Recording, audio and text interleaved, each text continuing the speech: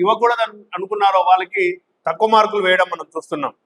అసలు group 1 mains పరీక్షల్లో 382.5 మార్కులు సాధించిన ఒక ఎస్సీ అభ్యర్థికి ఇంటర్వ్యూలో వాళ్ళు వేసినటువంటి మార్కులు ఎన్ని మార్కులు వేశారు? 41 మార్కులు వేశారు. అంటే ఈ వ్యక్తికి ఉద్యోగం రాలేదు. నెక్స్ట్ మెయిన్స్ లో 415.5 మార్కులు సాధించిన మరో ఎస్సీ అభ్యర్థికి 46 మార్కులు మాత్రమే ఇంటర్వ్యూలో వీళ్ళు మార్కులు వేశారు. ఈయనకి ఉద్యోగం రాలేదు. అదేవిధంగా మెయిన్స్ ఎగ్జామ్ లో 446 మార్కులు సాధించినటువంటి ఓసీ అభ్యర్థి కూడా ఇంటర్వ్యూలో 46 మార్కులు మాత్రమే వేశారు.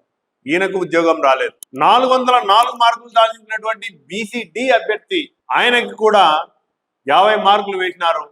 ఆయనకి ఉద్యోగం రాలేదు. మరి ఎక్కువ మార్కులు ఎవరికైతే వేయాలనుకున్నారో వారికి ఎక్కువ మార్కులు వేసి ఉద్యోగం ఇవ్వడానికి వాళ్ళు ప్రయత్నం చేసినారు అని సిట్ దర్యాప్తు బృందం పేర్కొంది.